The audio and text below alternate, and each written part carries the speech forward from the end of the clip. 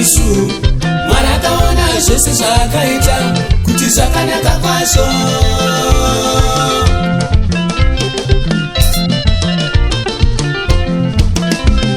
Mwari akasika munhu nemufananidzo wake Mwari akasika vanhu murume nemukadzi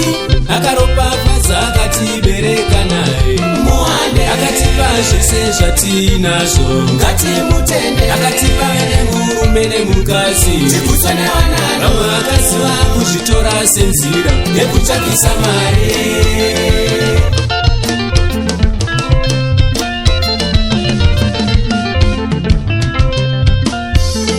Sikanamata Mwari nemwoyo yose anonzwa minamato opindura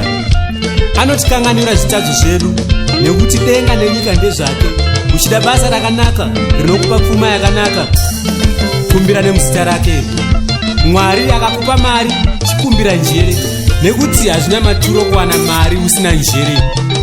Mwari ariko vimba naye ukavhura bhaibheri shoko raMwari kuna Mapisarema 14 benzi rakati mwoyo maro Mwari hakuna saka asingabhilivhe ibenzi amen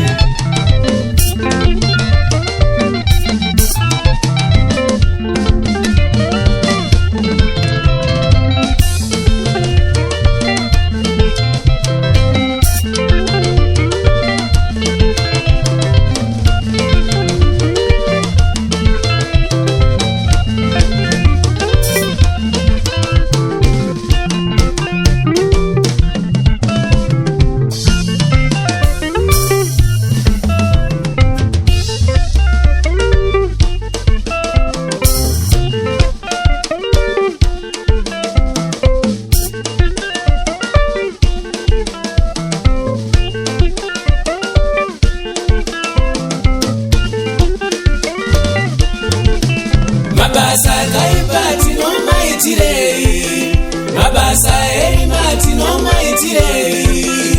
Ngatisiye zvakaipa tiende pamberi paMwari Ngatisiye zvakaipa tiende pamberi paMwari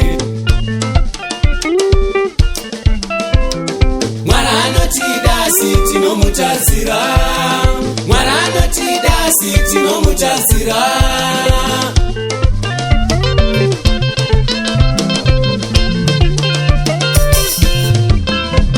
Timutende agere kudenga denga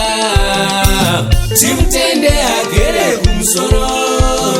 Tikanamata nemoyo yose achatiregerera Tikasiya zvakaipa zvose achatikanganwira